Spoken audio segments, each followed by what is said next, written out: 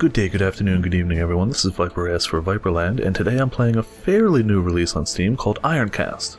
It actually combines a lot of things I was looking for in a game without even really knowing it. It is kind of a rogue-lite in the sense that it has a global unlock progress, even though it has like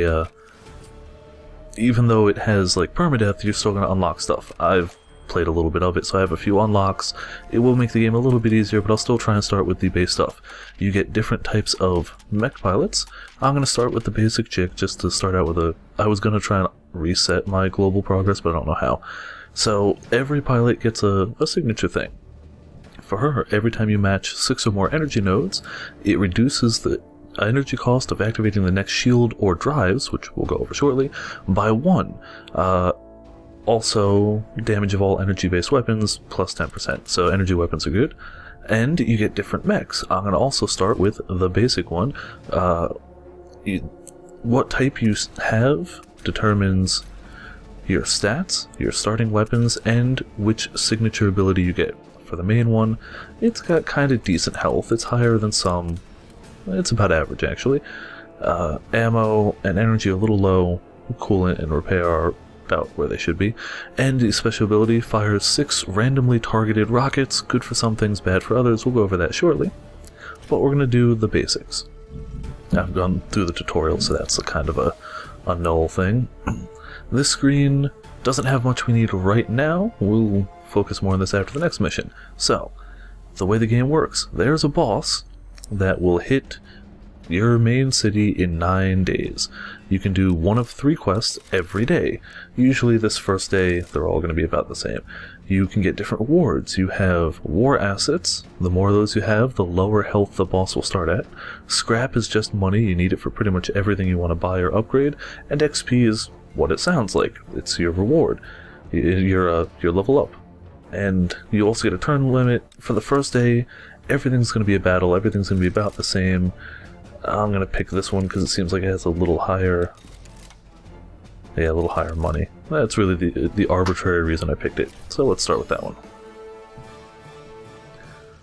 So the way this game works, it is a match 3. That the company itself, I'm also going to be skipping storyline. Just because it's hardly there. It's not bad story, it's just not really important to the game for me. So it is a match 3 that the game itself, the producers itself and developers, kind of say it's kind of like a puzzle quest, which makes sense, but it works in a very different way. If this were puzzle quest, I would swap that one and make a link of 3. But that's not how this one works. You actually go diagonals in this of the same type. You'll get different resources. Ammo used for weapons. Weapons cannot be used on your first turn, so getting a bunch of that turn 1 doesn't help too much. Energy is used for your drives and your defenses, which we'll go over in a second. Coolant's used for pretty much everything. Most actions will have a coolant cost, and it kind of just goes down. You'll want to try and keep that up. And repair is exactly what it sounds like. You can use 5 repair to bring up things that have been hit. So, for your first turn, weapons don't do much. Using energy is usually a good cost. Another good thing is this randomly targeting missiles. So we can open the enemy's thing, his targetable points I suppose would be the best way of putting it, and we can not only check out their stuff, which I'd recommend doing to see what their weak points would be, but we can see that this is going to fire 6 rockets. Some are going to hit health, some are going to hit random areas, so we've hit his shot cannon quite a bit. So let's continue to target that with whatever attacks we may have. Down here you'll have the only ones that weren't covered from resources. You got those are scrap, and that is an overdrive, which we'll cover when I can actually get one of those. So, since this is not a puzzle quest type match 3, we can do that. You usually don't want to overfill your stuff if possible, because then your extra resources are wasted, though the experience you'd gain from it is not. I know I can only get 8, so we're going to use... which one we're going to use? So drive is literally walking. You walk forward, you gain some evasion. Shields is also what it sounds like. Every attack is reduced by whatever number that is. I like shields myself, personally. So now, every attack against me is reduced by 10 damage. That includes multiple hit attacks. So that's not what I want to start from there. get a little more energy. And just for the sake of it, we're going to do a drive as well. You can notice we're moving, and now we have a 5% chance to just dodge anything. There's no more energy that we can easily get, so let's get coolant so I can talk about the overdrive. You can store up to 3 overdrives. When you have an overdrive in storage, the next thing you activate, be it a weapon or a defensive thing, will get a bonus. So normally, this would add 10 more defense to our shield. It goes 10, 20, 30, that's how it would go. However, since we have overdrive, it brought it up to 30, and you can notice it's in green and one of those dots is in green. So, that should be the end of our turn. You get 3 matches per turn. We've done our 3 matches, we've used whatever resources we're going to use. Enemy's turn. They work on a separate board, so you don't see their moves, you kind of just have to trust they're hopefully not cheating. And he did something kind of like ours. He did a bit of walking, or a lot of walking, and a bit of defense. You'll notice each of our things, each of our defensive abilities went down by 1 at the end of our turn. That's what keeps it from just stacking to max and going, haha, you can't hit me. So now, we can use weapons. So I'm going to try something like that. There we go. So he has a decent chance to dodge and reduces damage by 10. We can do 5 hits for 20 to 22 each, which would be bad because they're reducing damage, or we can do 1 hit for 75 to 80. You'll notice average damage on this is 81, average damage on this is 105, so if he had no shields, light cannon would be the clear choice. He does have shields, so we're just going to blast him. And it'll always hit his health, but you'll notice we also blasted that gun, and 1 more shot, if it hits, now he has to spend repair points before he can fire that weapon at us, which is pretty good for us. I don't tend to use a lot of repairs, especially now that we haven't been hit. However, if you can just clear a whole bunch of this stuff out in one fell swoop, that kind of gives you more room to play with other stuff. In fact, I think that's going to give us a bit more energy. Since we don't have enough ammo to finish him off this turn, we'll get some energy and build up some defenses.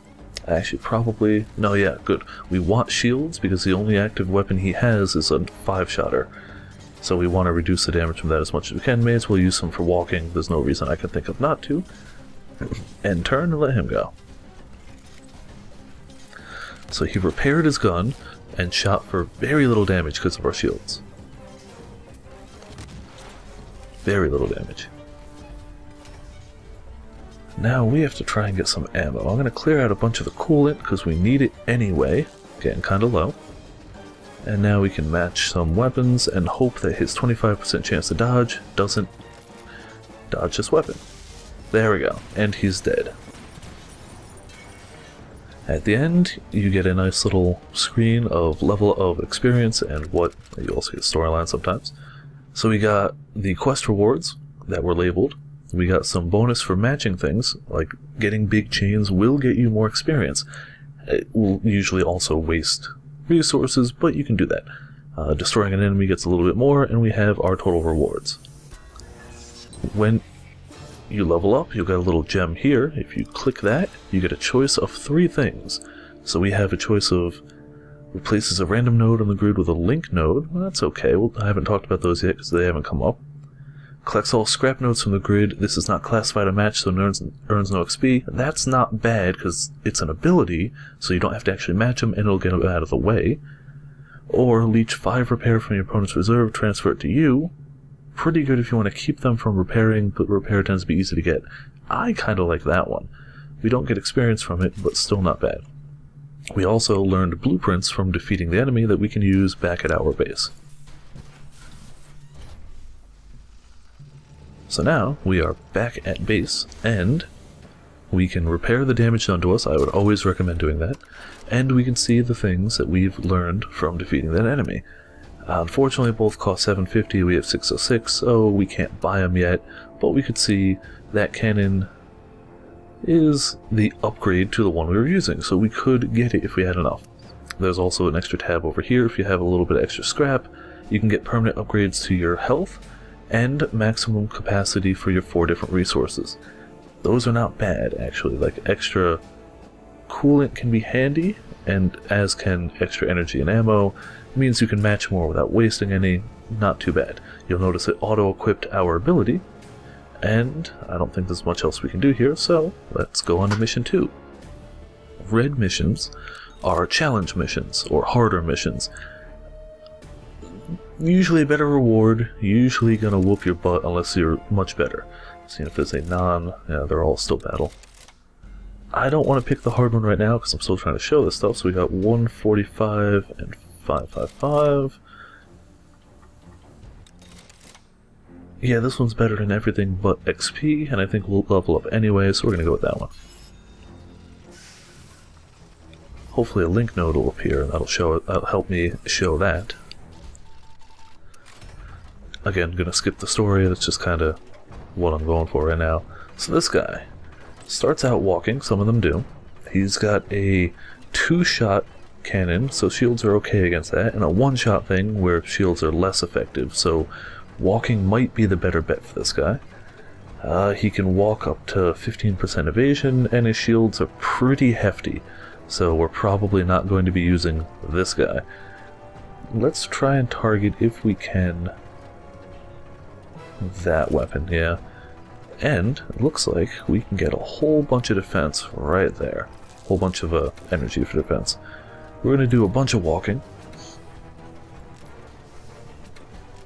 It's also worth noting, while the overdrive charges can be stored, everything you do has a 5% chance to just automatically overdrive. It's just got a chance to do it. It could happen at any time. It's not a big chance, but other factors can affect it. Oh, well, I forgot to grab that one. Walking is better against this guy, but the shields don't hurt. I'm also going to blast him with that. The damage of these rocket pods is reduced by their shields, so the turn 1 is the best time to use them, unless you also have knocked out his shields. And there's only 2 scrap on the board, and that's got a 4-turn cooldown. I'll wait till it tries to build up a little more. And I think I'm going to build up weapon charges for the next turn. And call it there. Let's see what he does. His movement stops because it goes down 5%. We block a good amount of that from the shields. He's back up and running. Wow, back up and running at max. Okay. Yeah, if he reduces 19 damage out of this 20 to 22, that'll do absolutely nothing. So we'll go with the Energy Lance. Which hits, but not super hard, because his shields are pretty massive. 8 HP on that weapon. Okay, so we're going to match a bit more here. Also going to crack that guy now that there's a few on there. And I'm going to hope to... There we go, get some coolant back. If you don't have enough coolant to activate an ability, it will activate, but it will damage all of your subsystems by... I don't remember the amount. I haven't actually let it happen in the game. I try and avoid it at all costs. It's good if you really, really need to fire off that last defense or weapon or whatever, but it is very costly. And its drive is almost gone anyway. I may as well keep firing at that sucker. Bring our drive back up a bit. And there's no reason I can think of not to waste this other than, you know, coolant cost. So we definitely need more coolant, but we got a nice match going on there for when it comes back up. Almost nothing. That weapon does a lot of splash damage, which is, or not a lot of splash damage, some, but we reduced it between the shields and everything by a decent amount. That weapon is still down. If we can take out his drives, we'll be in an even better spot. So let's see what we got. Now would be a good time to try and get all of these suckers out of here. There we go. And we can actually use some to repair the things that got damaged. And now, I think we have enough coolant for the few weapon shots we want to hopefully get off. I guess we're trying to hit his drive. I mean, I should have probably knocked out his shield so I could use my better weapon. But now he can't dodge. And one more good shot on the next turn should hopefully take him down. The great thing about knocking their stuff out, they're likely to repair it, but they have to use their moves to get some repair nodes to be able to do that.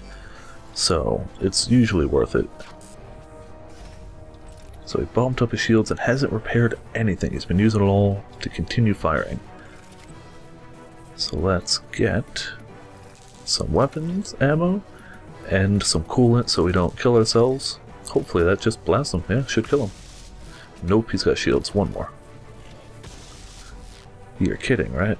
Okay, I can't finish him this turn then.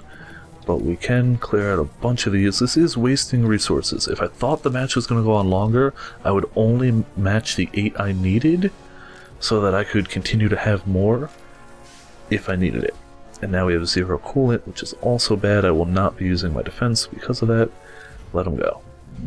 I might, however, use a weapon with 0 coolant just to finish him off.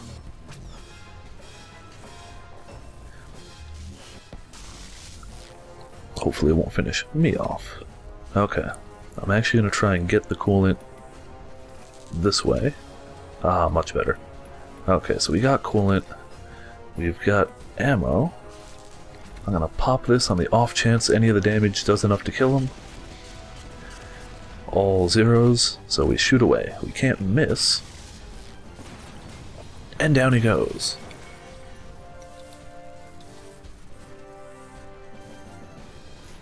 Yes, storyline, we can skip that. And we should hopefully hit level 3. Yes, 3 and change. What do we get? We get a choice of leech 3 coolant from opponent. That's not shabby. All shots from the next weapon to fire will be unable to miss. That's also really not bad at all. 4 turn cooldown, 3 turn cooldown. And leech 50 hull points from your opponent and restore them to your Ironcast. Ooh. Ooh. That's damage and healing. On a 2 turn cooldown, I think I'm going to do Life Leech. Both, like, all of these are solid choices.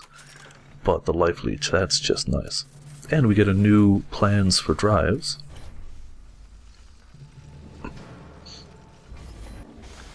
So you always repair. I mean, going into the next battle with less than full health is just a bad idea.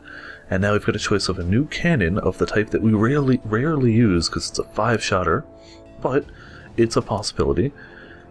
Or we have 2 different types of drives. We have a standard drive Mark II, which will usually use less energy but give you less dodge percentage, or the hardened drive, which uses more energy but can bring it up even higher. So this can bring us up to 21, that can bring us up to 30. I think for this one I'm going to go for the standard drive. Less overall, but it also costs less to activate. So we're going to go with that one. Once you buy it, you have to actually equip it, so it'll show the new over here. So you just go to your new drive, drag and drop, there you go. Don't forget to save and close. If you hit the back arrow, which I have a bad habit of doing, it won't save. You'll notice we only have 1 more slot for activated abilities, so if we keep getting those for our levels up, for our level ups, we may have to pick and choose. I do, however, think this is where I'm going to call the first episode. There's still a few things I haven't gone over, and it's entirely possible I die in the next mission. That's how this game goes. Sometimes the game just throws stuff at you. But hopefully, I'll be able to show off the different mission types in the upcoming episode, as well as link gems, which are very interesting and fun to use in your combinations. Till then, thank you for watching. I've been Vipercast for Viperland, and tune in next time.